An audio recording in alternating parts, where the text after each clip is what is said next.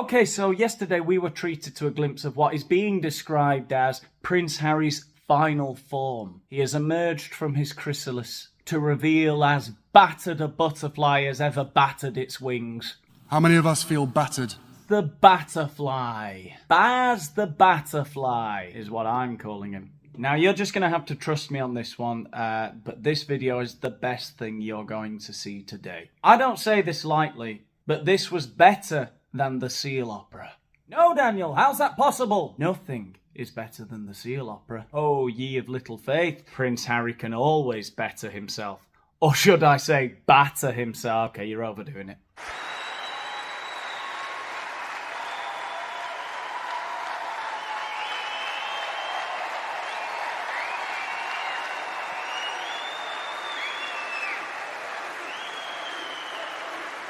Can you imagine what's going through Harry's frazzled little brain as he stands on that stage? All those bright lights and all the people screaming, "Harry, Harry, Harry!" I wonder how that's going to marry with his therapy.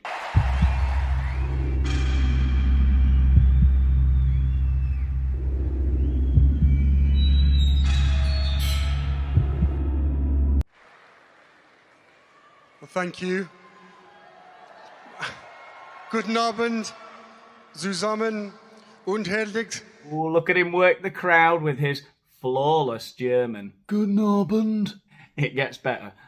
Willkommen zu den Invictus Games 2023 here in Düsseldorf. Now, you'll notice Harry doing this a lot during his speech today, this look here. Now, this is a look for most people I call the dinosaur eye, right? You look like a velociraptor eyeing up your prey. While there is no doubt that Harry would make a terrible lizard, he's no dinosaur. That's not dinosaur energy. More like a bovid of some kind. A domesticated farmyard animal grazing in a field that's had its ruminating interrupted by, I don't know, a plastic bag blowing in the hedges. All startled and confused. But anyway, the reason he's doing that is because he's got at either end of the stage, on the stage floor, he's got his two massive autocues. Because God knows he's not used to speaking in public. He's only been doing it his entire life. You know, the therapy. Anyway, hats off to his attempt at German there. It was an attempt. Willkommen zu den Invictus Games 2023 here in Düsseldorf. You nailed it, Has. No wonder Netflix wanted to give you $100 million. Well, I don't know about you, but that last year went very fast. Time flies when you're in therapy. I don't know about you guys, but I can barely remember anything from the last 12 months. Day rolls into night, rolls into day. I don't know what time it is. I can't remember if I've eaten. Am I right? Ich bin ein Düsseldorfer. Oh my God, what a hack. He's Channeling JFK. Who said it better though? Ich bin ein Düsseldorfer. Or Ich bin ein Berliner. They were both amazing. We went from strip waffles to schnitzels in a blink of an eye. Oh my God. Is he attempting comedy? And what did he say? We went from syrup waffles to schnitzels in the blink of an eye. That's his way of saying we've come from America to Germany. Am I getting this right? He's invoking Prince Philip. As though that gets the crowd on your side or something. It'd be like doing it in Italy. I've gone from shepherd's pie to pizza pie in 2 shakes of a lamb's tail. Maybe if they do it in Spain, he can come out on stage playing the castanets. Or he could do one in Afghanistan, you know. I went from democracy to theocracy before the cock crowed. Maybe Netflix should give him his own stand-up special. Be better than most of the ones that are on there. Now, remember that feeling of pride and honor when you first wore your nation's flag on your uniform. Most of us perhaps remember more its final outing, or the time we hung it up for good.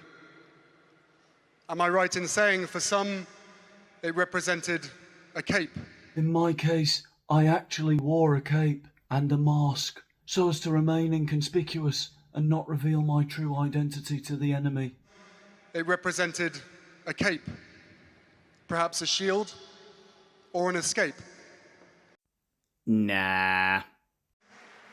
You discovered things about yourself you never knew. Skills and abilities you didn't know that you had.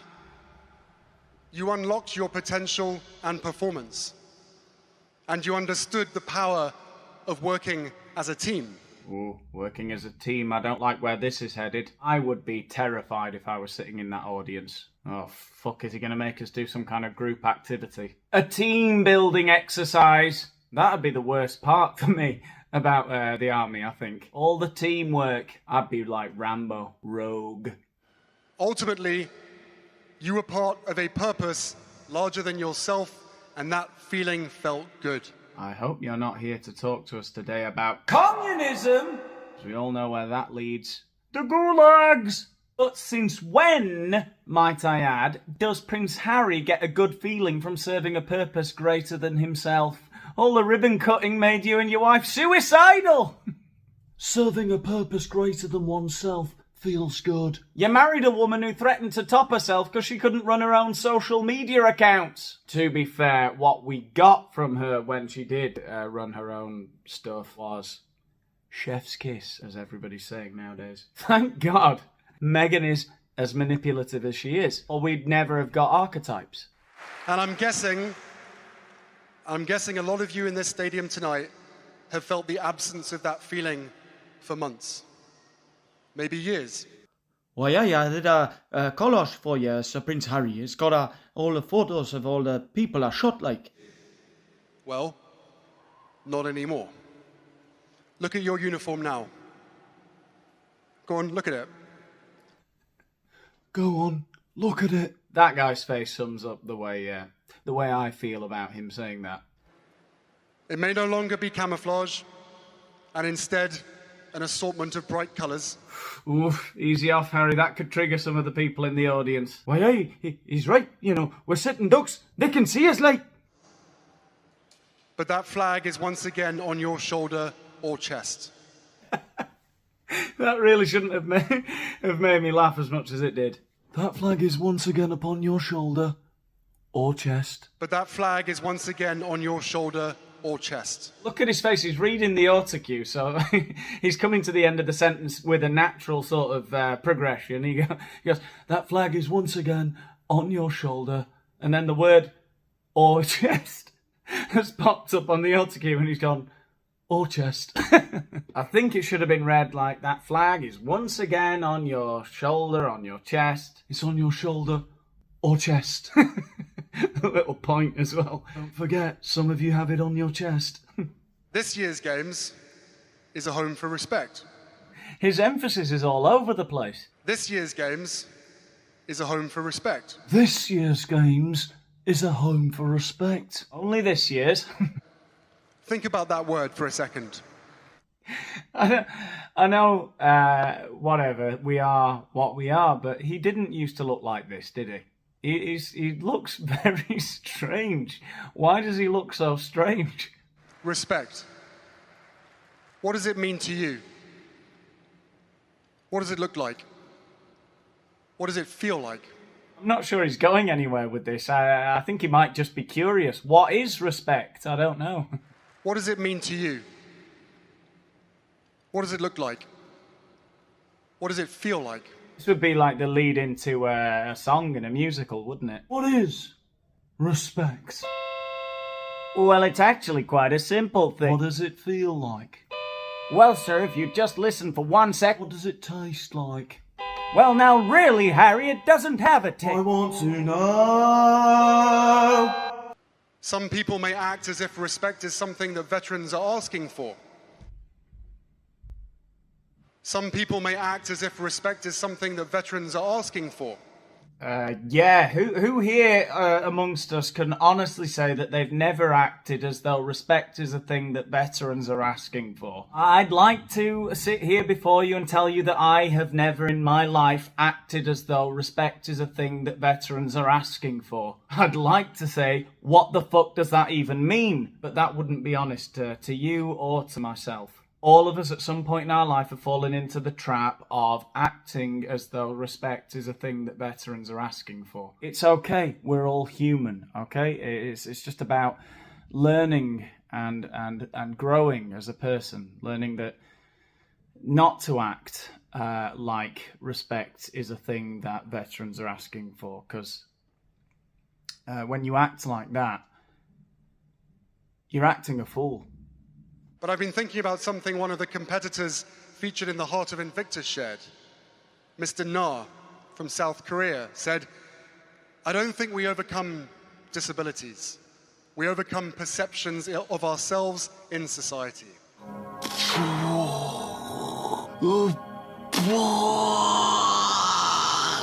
Oh, that's disappointing. When he said he was Korean, I was hoping, seeing as he's given this whole comedy routine a good bash, I thought he might do a voice.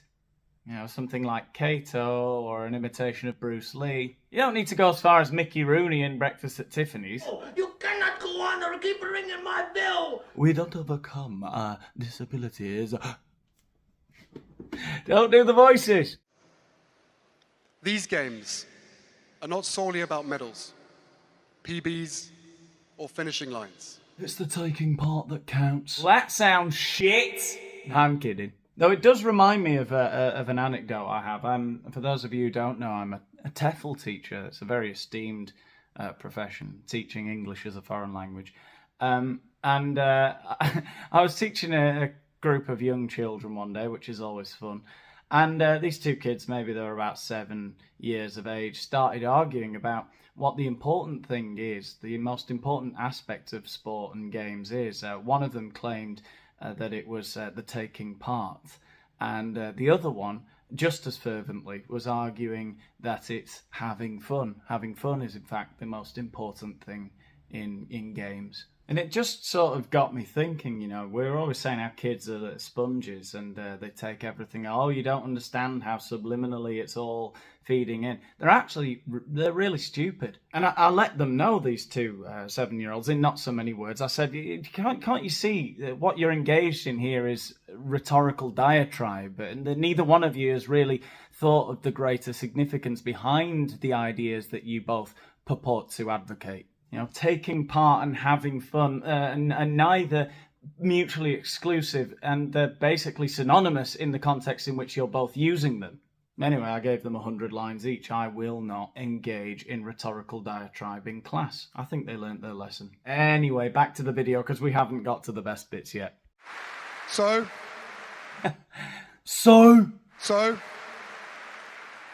here, this week, right now, you break those ceilings.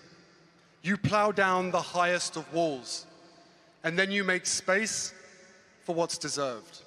Is he trying to start a revolution of some kind? Plow down the walls. Make space for what you deserve. Like a really shit version of the Joker. Space for your worthiness. Space to thrive.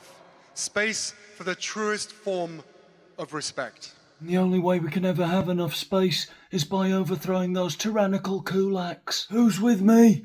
And one of my favourite parts of being at the Games, by far, is getting to reconnect with familiar faces and meet new ones. Oh, snap, I love meeting new faces too, Harry.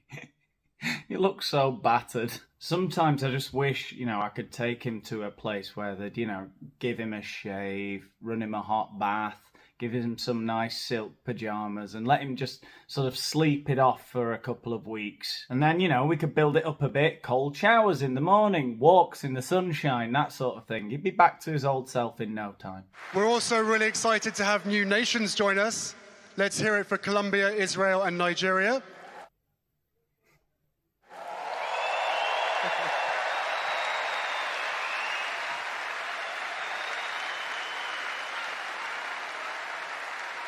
They're having a terrible time.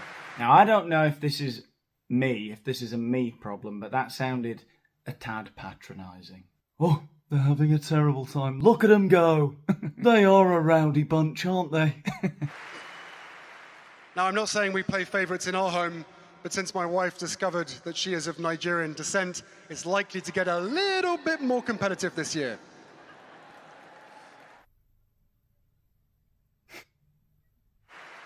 Now, I'm not saying we play favourites in our home, but since my wife discovered that she is of Nigerian descent, it's likely to get a little bit more competitive this year. I don't know what about that is the most embarrassing element of it. First of all, he's tried another joke.